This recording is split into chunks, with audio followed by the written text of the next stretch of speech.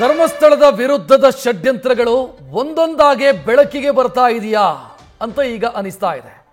ಯಾಕಂತಂದ್ರೆ ಧರ್ಮಸ್ಥಳದಲ್ಲಿ ಬುರುಡೆಗಳನ್ನ ಮುಂದಿಟ್ಟುಕೊಂಡು ಮಾಡಿರುವಂತ ಆ ಒಂದು ಪ್ರಕ್ರಿಯೆ ಏನು ನಡೆಯಿತು, ಬುರುಡೆ ಮತ್ತು ಮಣ್ಣನ್ನ ಅಗೆದು ಬುರುಡೆ ಸಿಗತ್ತೆ ಅಂತ ಹುಡುಕಾಡುವಂತ ಪ್ರಯತ್ನ, ಇದರಲ್ಲೂ ಏನು ಸಿಗಲಿಲ್ಲ. ಇದರ ಜೊತೆಗೆ ಇನ್ನೊಂದಿಷ್ಟು ಕೇಸುಗಳು ಕೂಡ ದಾಖಲಾಗಿದ್ವು. SIT ಮುಂದೆ ಕೇಸುಗಳನ್ನು ಕೊಡಲಾಗಿತ್ತು, ಪೊಲೀಸ್ ಸ್ಟೇಷನ್ಗೆ ಕೇಸನ್ನು ಕೊಡಲಾಗಿತ್ತು. ಅದರಲ್ಲಿ ಸುಜಾತಾ ಭಟ್ ಅನ್ನೋರು ಕೊಟ್ಟಂತ ಕೇಸು ಕೂಡ ಒಂದು. ನನ್ನ ಮಗಳು ಅನನ್ಯ ಭಟ್ ಧರ್ಮಸ್ಥಳದಲ್ಲಿ ಕಾಣೆಯಾಗಿದ್ದಾಳೆ, MBBS ಓದ್ತಾ ಇದ್ದಂತ ನನ್ನ ಮಗಳು ಕಾಣೆಯಾಗಿದ್ದಾಳೆ ಅಂತ ಸುಜಾತಾ ಭಟ್ ಕಂಪ್ಲೇಂಟ್ ಕೊಟ್ಟಿದ್ರು. ಆ ಕಂಪ್ಲೇಂಟ್ ಈಗ ಸುಳ್ಳು ಕಂಪ್ಲೇಂಟ್ ಅನ್ನುವಂತ ಪ್ರಶ್ನೆ ಮೂಡೋದಕ್ಕೆ ಕಾರಣ ಆಗ್ತಾ ಇದೆ. ಅನನ್ಯ ಭಟ್ ಮೃತಪಟ್ಟಿದ್ದ ಕೇಸಿಗೆ ಈಗ ಹೊಸ ಟ್ವಿಸ್ಟ್ ಸಿಕ್ಕಿದೆ. ಅನನ್ಯ ಭಟ್ರ ಫೋಟೋ ತೋರಿಸಿದ್ರು ಸುಜಾತಾ ಭಟ್, ನನ್ನ ಮಗಳಿವಳು ಅಂತ. ಆದ್ರೆ ಸುಜಾತಾ ಭಟ್ ತೋರಿಸಿದಂತ ಫೋಟೋ ಅದು ಅನನ್ಯದ್ದು ಅಲ್ಲ ಅನ್ನೋ ಮಾಹಿತಿ ಲಭ್ಯ ಆಗ್ತಾ ಇದೆ. ವಸಂತ ಅನ್ನೋ ಮಹಿಳೆಯ ಫೋಟೋವನ್ನ ಸುಜಾತಾ ತೋರಿಸಿದ್ದಾರೆ ಅನ್ನೋದು ಗೊತ್ತಾಗಿದೆ. ಮೃತ ವಸಂತರ ಕಾಲೇಜು ಸಮಯದ ಫೋಟೋವನ್ನ, ಅಂದ್ರೆ ವಸಂತ ಅನ್ನುವಂತ ಮಹಿಳೆ ಮೃತಪಟ್ಟಿದ್ದಾರೆ, ಅವರ ಕಾಲೇಜು ಸಮಯದ ಫೋಟೋವನ್ನ ಈ ಸುಜಾತಾ ಭಟ್ ತೋರಿಸಿರೋದು, ಇದು ನನ್ನ ಮಗಳು ಅಂತ. ಸೊ ಅಲ್ಲಿಗೆ ನನ್ನ ಮಗಳು ಅನನ್ಯ ಭಟ್ MBBS ಓದ್ತಾ ಇದ್ಲು ಮಣಿಪಾಲದಲ್ಲಿ, ಧರ್ಮಸ್ಥಳಕ್ಕೆ ಬಂದಾಗ ಕಾಣೆಯಾದ್ಲು ಅಂತ ದೂರನ್ನು ಏನು ಕೊಟ್ಟಿದ್ರು ಸುಜಾತಾ ಭಟ್, ಆ ದೂರಿನ ಅಸಲಿಯತ್ತಿನ ಬಗ್ಗೆಯೇ ಪ್ರಶ್ನೆಗಳು ಮೂಡ್ತಾ ಇದೆ. ಈಗ ನೋಡ್ತಾ ಇದ್ದೀರಿ ಪಕ್ಕದಲ್ಲಿ ಆ ಹಳೆ ಫೋಟೋ ಏನು ತೋರಿಸ್ತಾ ಇದ್ದೀವಿ ನಾವು, ಅದು ಯಾವುದು ಅಂತಂದ್ರೆ ಈ ಸುಜಾತಾ ಭಟ್ ನನ್ನ ಮಗಳು ಅನನ್ಯ ಭಟ್ ಅಂತ ಹೇಳಿಕೊಂಡಿರುವಂತ ಫೋಟೋ ಅದು. ಈ ಕಡೆ ಏನ್ ನೋಡ್ತಾ ಇದ್ದೀರಿ ನೀವು, ಇದು ವಸಂತ ಅವರು, ಇವರು ಮೃತಪಟ್ಟಿದ್ದಾರೆ. ಅಂದ್ರೆ ಬೆಂಗಳೂರಿನ ವಸಂತ ಅವರ ಫೋಟೋ ಇದು. ನನ್ನ ಮಗಳು ಅನನ್ಯ ಭಟ್ ಅಂತ ಇವರು ಸುಜಾತಾ ಭಟ್ ತೋರಿಸಿರುವಂತ ಫೋಟೋ ಬೆಂಗಳೂರಿನ ವಸಂತ ಅವರ ಫೋಟೋ. ಹಂಗಿದ್ರೆ ಇಡೀ ಕೇಸು ಫೇಕ್ ಕೇಸ, ಇದು ಸುಳ್ಳು ಕೇಸ. ಇದು ಸುಜಾತಾ ಭಟ್ ಅವರು ಕಂಪ್ಲೇಂಟ್ ಕೊಟ್ಟಾಗ ಇಡೀ ದೇಶದಲ್ಲಿ ಅದರ ಬಗ್ಗೆ ಚರ್ಚೆಯಾಗಿತ್ತು. ಆ ಮಹಿಳೆಯ ಬಗ್ಗೆ ಅನುಕಂಪ ಮೂಡಿತ್ತು, ಮಗಳನ್ನ ಕಳ್ಕೊಂಡಿದ್ದಾರೆ ಅನ್ನೋ ಅನುಕಂಪ ಮೂಡಿತ್ತು. ನಂತರ ಬೇರೆ ಬೇರೆ ಬೆಳವಣಿಗೆಗಳಾದವು. ಆ ಮಹಿಳೆಯನ್ನ ಕೇಳಿದಾಗ ಸಮರ್ಪಕ ಉತ್ತರ ಇರಲಿಲ್ಲ. ನಿಮ್ಮ ಮಗಳು ಕಾಣೆಯಾದಾಗ ನೀವೇನು ಮಾಡ್ತಿದ್ರಿ ಅಂತ ಕೇಳಿದ್ರೆ, ನಾನು CBI ಯಲ್ಲಿ ಕೆಲಸ ಮಾಡ್ತಿದ್ದೆ ಕೋಲ್ಕತ್ತಾದಲ್ಲಿ. ಆ ನಂತರ ನೀವು ಕಂಪ್ಲೇಂಟ್ ಯಾಕೆ ಕೊಡ್ಲಿಲ್ಲ ಅಂತ ಕೇಳಿದ್ರೆ ನನ್ನನ್ನು ಹೆದರಿಸಿದ್ರು ಅಂತ ಹೇಳಿದ್ರು. ಸರಿ, ನಿಮ್ಮ ಮಗಳದೊಂದು ಡಾಕ್ಯುಮೆಂಟ್ ಏನಾದರೂ ಇದೆಯಾ, ಅಟ್ಲೀಸ್ಟ್ ಒಂದು SSLC ಸರ್ಟಿಫಿಕೇಟು, ಓದಿರುವಂತ ಶಾಲೆಯ ವಿವರ ಇಂಥದ್ದಾದ್ರೂ ಇದೆಯಾ ಅಂತಂದ್ರೆ ಅದೂ ಇಲ್ಲ. ಒಂದು ಫೋಟೋ ಆ ನಂತರ ತೋರಿಸಿದ್ರು. ಈ ಫೋಟೋ ಏನ್ ನೋಡ್ತಾ ಇದ್ದೀರಿ, ಇದು ಫೇಕು ಅಂತ ಈಗ ಗೊತ್ತಾಗ್ತಾ ಇದೆ. ಈ ಫೋಟೋನು ಫೇಕು, ಸುಳ್ಳು ಕಥೆಯನ್ನ ಹೆಣೆದಿದ್ದಾರೆ ಅನ್ನೋ ಅನುಮಾನ ಬರ್ತಾ ಇದೆ. ಸುಳ್ಳು ಕಥೆಗಳನ್ನು ಸೃಷ್ಟಿಸಿ ಏನು ಮಾಡೋದಕ್ಕೆ ಹೊರಟಿದ್ದಾರೆ. ಹಂಗಿದ್ರೆ ನೋಡ್ತಾ ಇದ್ದೀರಿ ಸಿಮಿಲಾರಿಟಿ, ಹೋಲಿಕೆ ಗಮನಿಸಬಹುದು ನೀವು. ಅದೇ ಫೋಟೋ ಇದು ಅವರ ಕಾಲೇಜು ದಿನಗಳ ಫೋಟೋ, ವಸಂತ ಅವರ ಕಾಲೇಜು ದಿನಗಳ ಫೋಟೋ. ವಸಂತ ಅವರು ಸದ್ಯ ಮೃತಪಟ್ಟಿದ್ದಾರೆ.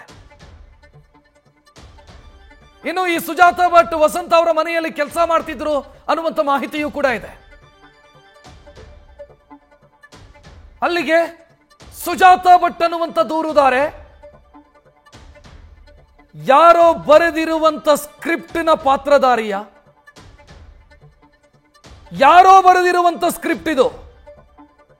ಆ ಸ್ಕ್ರಿಪ್ಟ್ನ ಪಾತ್ರಧಾರಿಯಾಗಿ ಸುಜಾತಾ ಭಟ್ ಇರೋದಾ?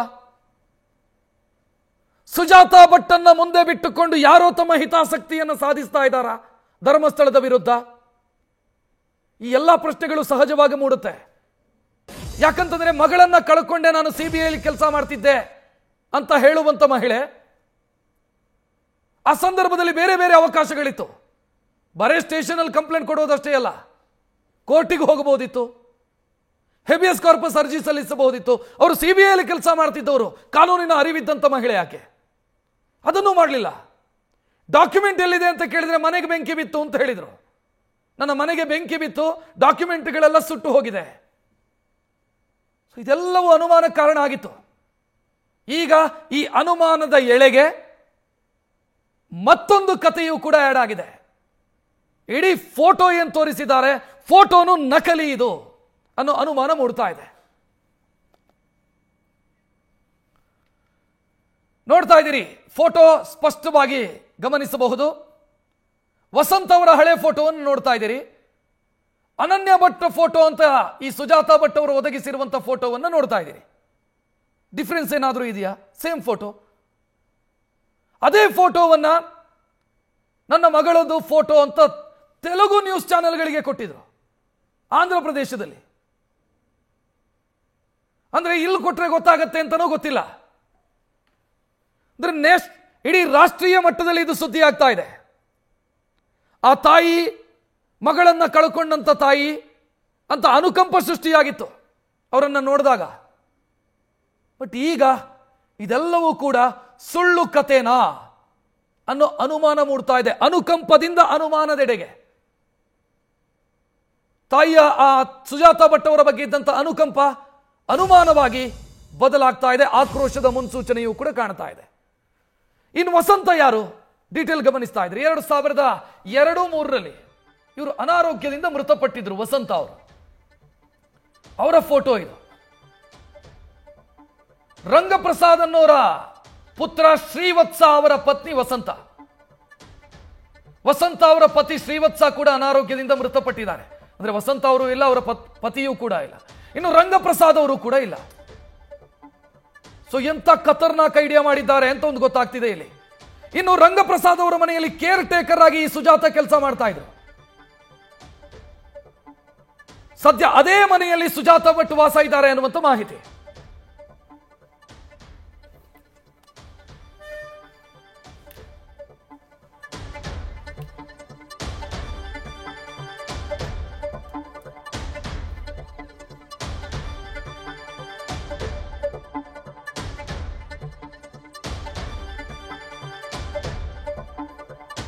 ಈ ವಸಂತ ಯಾರು ಅನ್ನುವಂಥ ಪ್ರಶ್ನೆಗೆ ಉತ್ತರ ನಿಮ್ಮ ಟಿವಿ ಸ್ಕ್ರೀನ್ ಮೇಲೆ ಬರ್ತಾ ಇದೆ. ವಸಂತ ಅವರು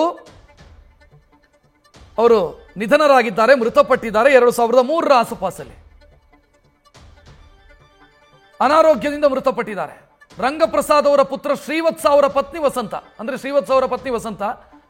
ವಸಂತ ಅವರ ಪತಿ ಶ್ರೀವತ್ಸ ಕೂಡ ಅನಾರೋಗ್ಯದಿಂದ ಮೃತಪಟ್ಟಿದ್ದಾರೆ. ವಸಂತ ಅವರ ಪತಿಯೂ ಕೂಡ ಇಲ್ಲ ಈಗ. ಇನ್ನು ಜನವರಿಯಲ್ಲಿ ಮೊನ್ನೆ ರಂಗಪ್ರಸಾದ್ ಅವರು ಕೂಡ ಮೃತಪಟ್ಟಿದ್ದಾರೆ. ಆ ಮನೆಯಲ್ಲಿ ಈ ಸುಜಾತ ಕೆಲಸಕ್ಕಿದ್ರು. ಸುಜಾತ ಹಂಗಿದ್ರೆ ಇವರನ್ನ ಗುರುತು ಪತ್ತೆ ಹಚ್ಚೋರು ಯಾರೂ ಇಲ್ಲ ಅನ್ನೋ ಕಾರಣಕ್ಕಾಗಿ ಈ ಫೋಟೋವನ್ನು ಕೊಟ್ಟಿರೋದಾ? ಅಂದ್ರೆ ಈ ಮಹಿಳೆ ಇಲ್ಲ, ಮಹಿಳೆಯ ಪತಿ ಇಲ್ಲ, ಮಹಿಳೆಯನ್ನ ಗುರುತಿಸಬಹುದಾದಂತ ರಂಗಪ್ರಸಾದ್ ಅವರು ಅಂದ್ರೆ ಮಹಿಳೆಯ ಮಾವ, ಗಂಡನ ತಂದೆ ಅವರೂ ಇಲ್ಲ, ಮೂವರೂ ಇಲ್ಲ ಇವರನ್ನು ಗುರುತು ಮಾಡೋದಕ್ಕೆ. ಇದೇ ಕಾರಣಕ್ಕಾಗಿ ಈ ಸ್ಕ್ರಿಪ್ಟ್ ಅನ್ನು ಬರೆದಿರೋದಾ? ಹಂಗಿದ್ರೆ ಈ ಎಲ್ಲ ಪ್ರಶ್ನೆಗಳು ಕೂಡ ಮೂಡ್ತಾ ಇದೆ. ಹೆಚ್ಚಿನ ಡೀಟೇಲ್ ನೀಡೋದಕ್ಕೆ ನಮ್ಮ ಪ್ರತಿನಿಧಿ ಕಿರಣ್ ನೇರ ಸಂಪರ್ಕದಲ್ಲಿ. ಕಿರಣ್, ಈ ದೂರು ದಾಖಲಾದಾಗಲೇ 108 ಪ್ರಶ್ನೆಗಳಿತ್ತು.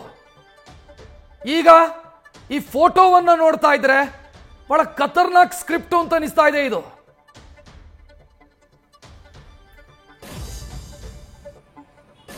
ರಕ್ಷತ್, ಖಂಡಿತ ಇದೊಂದು ತುಂಬಾ ಯೋಚನೆ ಮಾಡಿ ತುಂಬಾ ಪ್ಲಾನ್ ಮಾಡಿ ಮಾಡದಂತಹ ಒಂದು ಸ್ಕ್ರಿಪ್ಟ್ ಇದು ಅಂತಾನೆ, ಸ್ಕ್ರಿಪ್ಟೆಡ್ ಅಂತಾನೆ ಹೇಳ್ಬೋದು.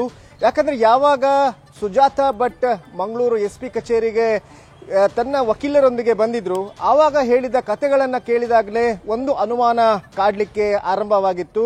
ಯಾಕಂದ್ರೆ ತಾನು CBI ಕಚೇರಿಯಲ್ಲಿ, ಅದು ಕೂಡ ಕಲ್ಕತ್ತಾದ CBI ಕಚೇರಿಯಲ್ಲಿ ಸ್ಟೆನೋ ಆಗಿ ಕೆಲಸ ಮಾಡ್ತಾ ಇದ್ದೆ.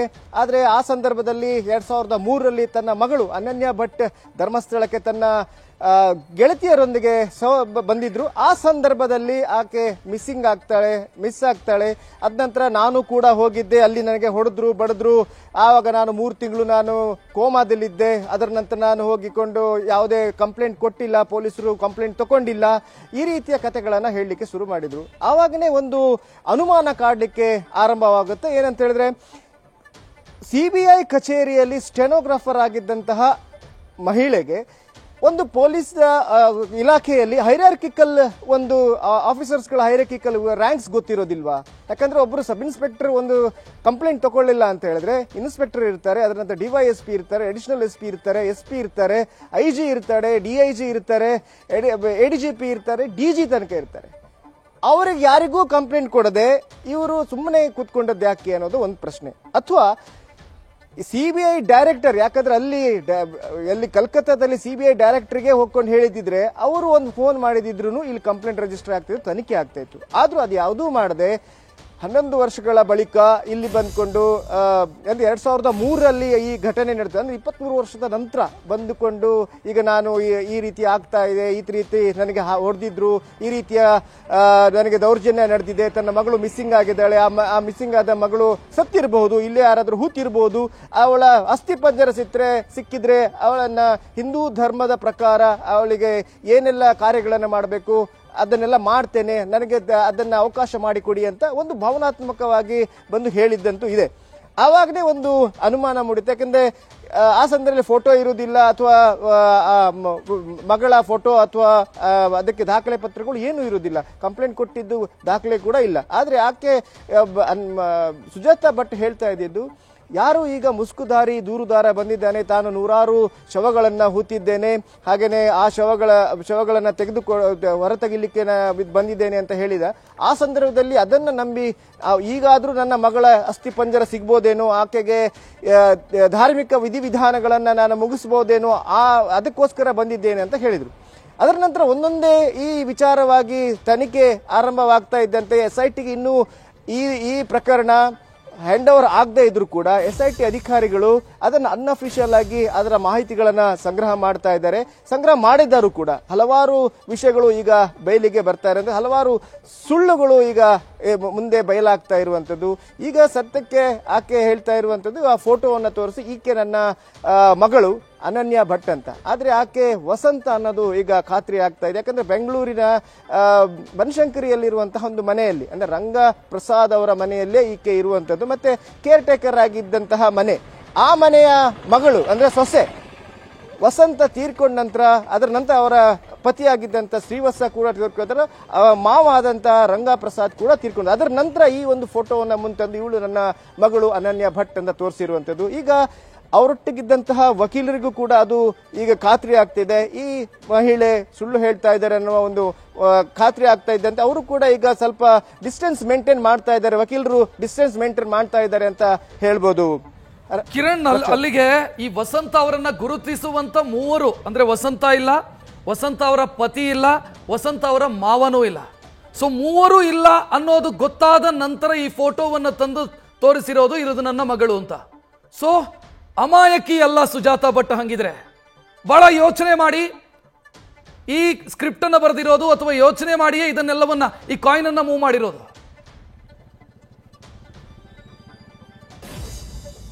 ಖಂಡಿತ ರಕ್ಷತ್. ಯಾಕಂದ್ರೆ ಒಂದು ಸುಜಾತಾ ಭಟ್ ಏನೆಲ್ಲ ಹೇಳ್ತಾ ಹೋಗ್ತಾರೆ ಅದಕ್ಕೆಲ್ಲ ದಾಖಲೆಗಳು ಇಲ್ಲ.